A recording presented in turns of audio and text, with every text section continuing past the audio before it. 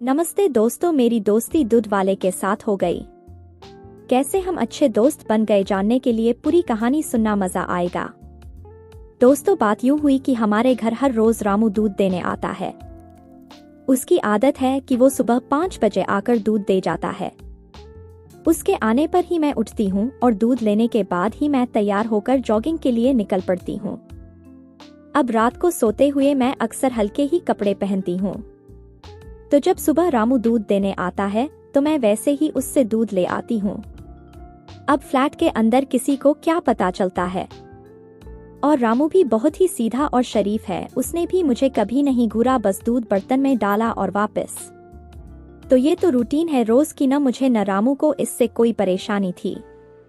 मगर पिछले हफ्ते सुबह जब दरवाजे की घंटी बजी और मैं उठी और बर्तन लेकर दरवाजे पर गई तो देखा वहां पर एक 20 साल का नौजवान खड़ा था, हाथ में दूध का केन लिए।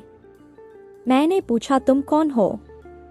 वो बोला, पिताजी को कल बुखार आया तो उन्होंने मुझे दूध देने को भेजा है। मगर इतनी बात करते हुए भी उसने मुझे ताड़ लिया। सुबह सुबह का आलस जो मेरे चेहरे पे साफ झलक रहा था।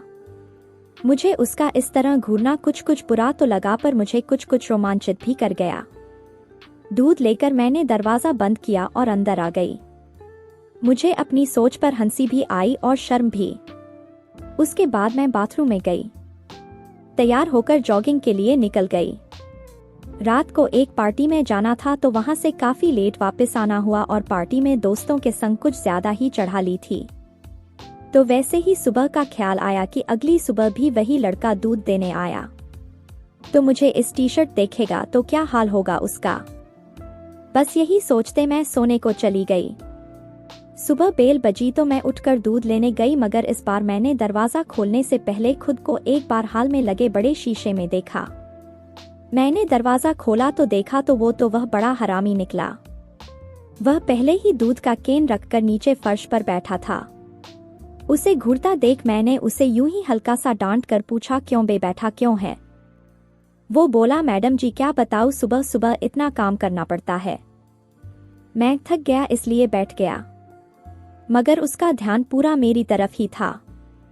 मुझे पता था कि वो देख रहा था। मैंने उसे पूछा, पढ़ता है, स्कूल कॉलेज जाता है?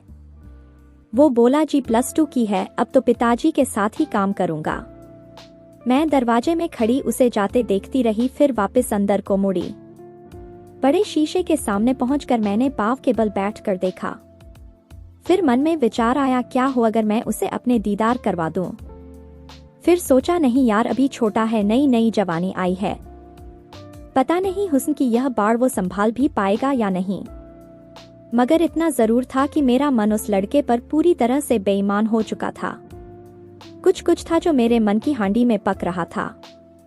मैं अभी तक यह फैसला नहीं कर पाई थी कि मैं उस लड़के से आगे बात बढ़ाऊं या नहीं। और वैसे भी वो कोई बहुत सुंदर या आकर्षक नहीं था। फिर भी न जाने क्यों उसे गंवार पर मेरा मन मेहरबान हुआ जा रहा था। सुबह बेल बजी तो मैं उठी, पहले एक बार सोचा कि ऐसे ही चली जाऊं। मैं बर्तन लेकर आई तो उसने पहले मेरे को घूरा, फिर बोला, नमस्ते मैडम जी। मैंने भी उसे नमस्ते का जवाब दिया। फिर वो बोला, मैडम जी आज रात को हमारे पड़ोस में जगराता है, तो कल दूध थोड़ा लेट देने आऊं तो चलेगा? मैंने पूछा, कितना लेट? वो बोला, जी सुबह 9 बजे तक। मैंने कहा, ठीक है 9 बजे दे जाना। कहकर मैं दूध लेकर अंदर आ गई।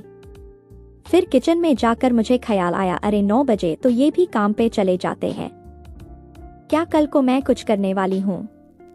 पहले तो यह सोचने लगी कि अगर मैंने उसे लिफ्ट दी तो वो क्या करेगा। फिर सोचा, देखते हैं, अगर कोई बात बनी तो ठीक, नहीं तो रहने दूंगी। मतलब पक्का मैंने कुछ भी नहीं किया, बस सब कल पर ही छोड़ दिया। सुबह 7 बजे उठी और उठकर अपने पति को नाश्ता और लंच देकर काम पे भेजा। उनके जाने के बाद सोचा कि चलो मैं भी नहा लूं। मैं अभी नहा ही रही थी कि डोर बेल बजी। मुझे लगा, अरे लो, अभी तो मैं नहाई भी नहीं और ये आ भी गया। मैंने अंदर से ही पूछा, कौन? वो बाहर से बोला, मैडम जी मैं हूँ, दूध लाया हूँ। रिमोट से मैंने अपना इलेक्ट्रिकल लॉक वाला दरवाजा खोला तो वो दूध का केन लेकर अंदर आ गया। मैंने बाथरूम से ही उसे कह दिया कि दूध किचन में फ्रिज में रख दे। मैं अभी अपने कपड़े पहन रही थी कि मुझे पहले फ्रिज का दरवाज़ा बंद होने और फिर बाहर का मेन गेट बंद होने की आवाज़ सुनाई दी। मैंने सोचा लो वो तो गया और मैं बाथरूम से बाहर आकर मैंने अपने बाल संवारे और किचन में गई। मैंने फ्रिज खोलकर देखा दूध का बर्तन फ्रिज में पड़ा था। मैंने अपने लिए नाश्ता बनाने के लिए फ्रिज से जूस निकाला और अभी मैं ये काम कर ही रही थी कि पीछे से आवाज़ आई, मैडम जी। मैं तो एकदम से चौंक पड़ी। पीछे मुड़कर देखा वो तो मेरे सामने खड़ा था। तुम मेरे मुंह से निकला तुम गए नहीं। उसको ऐसे अपने सामने देखकर मैं तो घबरा गई। वो तो मुझे घूरे जा रहा था और मुझे खुद को छुपने की कोई जगह नजर नहीं आ रही थी।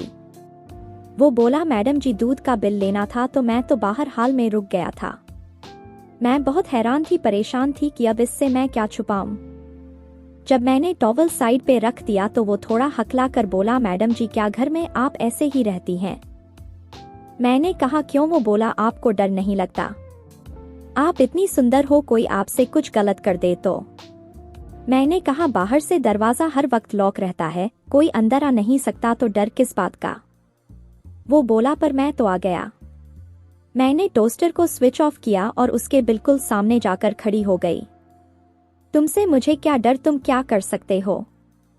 वैसे तो मैं भी शुरू से ही उस पर बेईमान थी, मगर फिर भी मैंने थोड़ा सा नखरा किया। मैंने नकली सा विरोध किया। अब ज्यादा नखरे करने की कोई जरूरत नहीं थी, जो मैं चाहती थी वो मुझे मिल रहा था। काम करने के बाद तैयार होकर वो बोला, अच्छा मैडम जी चलता हूँ, कल कब आऊं? मैंने कहा इसी वक्त आ जाना। वो बोला ठीक है मैडम जी, पर वो बिल के पैसे तो दे देती। मैंने कहा क्यों, अपनी दोस्त से तुझे पैसे चाहिए? वो बोला पैसे तो पिताजी को देने ही पड़ेंगे। मैंने अलमारी से पैसे निकाले और उसे दे दिए। वो मुस्कुरा दिया और मुझे एक टाइट झप्पी देकर चला गया। वो करीब 10 दिन हमारे घर दूध डालने आता रहा। हर रोज 9 साढ़े 9 बजे आता। अब भी कभी कभी रामू से मैं पूछ लेती हूँ, और रामू बेटा क्या कर रहा है? वो सर झुकाए बोलता, जी बस शादी कर दी उसकी, अब तो बस लुगाई के चक्कर लगावे है। तो दोस्तों कैसी लगी हमारी कहानी? अच्छी लगी हो तो हमारे चैनल को सब्सक्राइब जरूर करें।